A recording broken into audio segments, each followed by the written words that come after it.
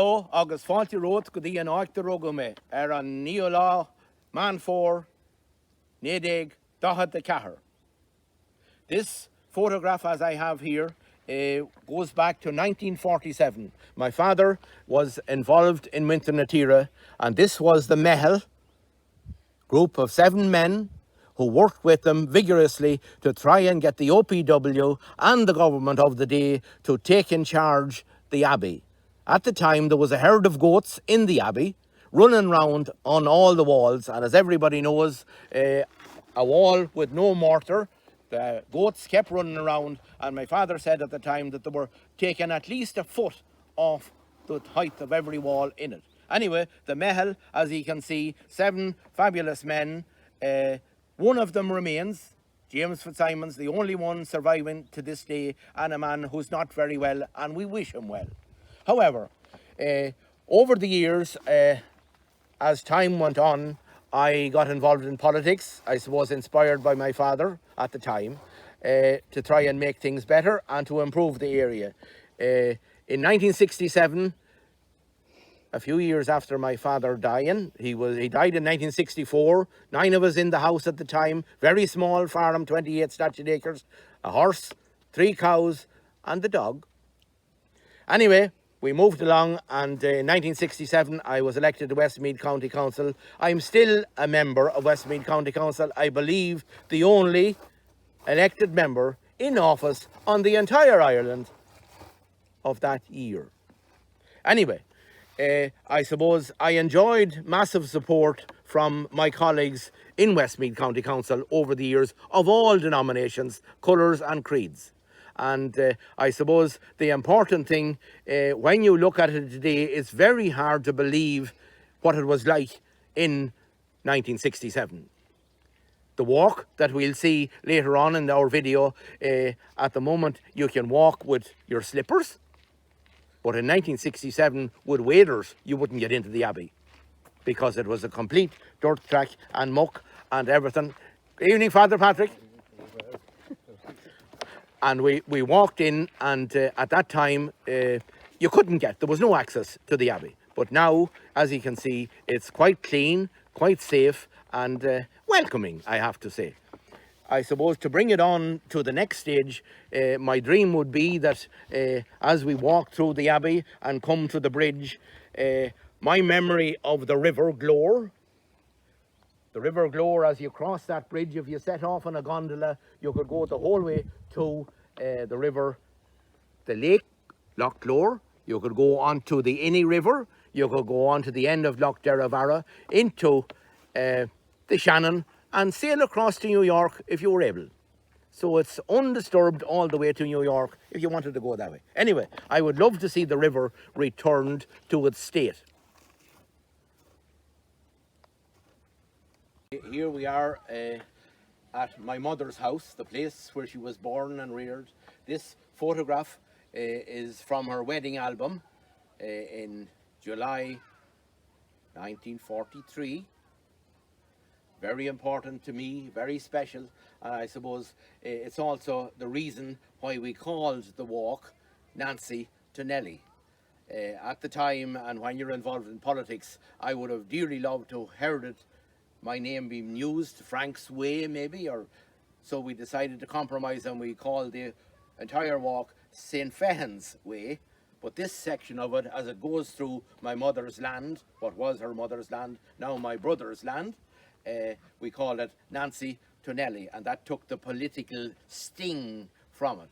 So in time, I suppose, when I'm way yonder in the graveyard and unable to see, maybe someone might think of calling it Frank's Way.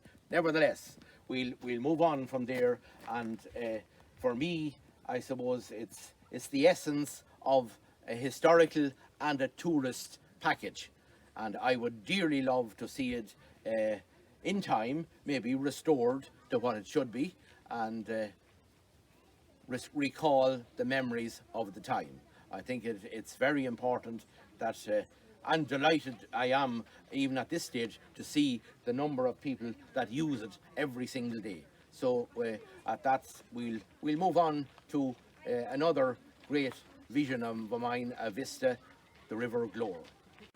As we stand here on the bridge over the River Glore, probably my greatest passion and joy would be to see the river brought back to life. As you can see, the cattle are in the river, but we have no fish. My greatest memories, and many memories, and I'm not talking about 100 years ago, I'm talking about 30 years ago, when our uncle lived here and would come to our house every other day, working and helping my father and mother, and brought a fresh trout from the river. There was plenty of trout. There was herons galore. Every 50 metres along the river there was a heron, and they all seemed to have an appetite. None of them died of the hunger, and neither did the people around it. So I think that if we could restore the river to its original glory, would be my dream and my vision. And certainly it has tourism potential, because an empty river, a dead river, is no good to nobody. And I would dearly, dearly love to have it restored to original.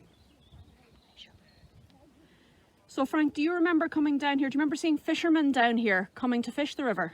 Or would it just have been locals? It'd be all locals. I wouldn't have seen.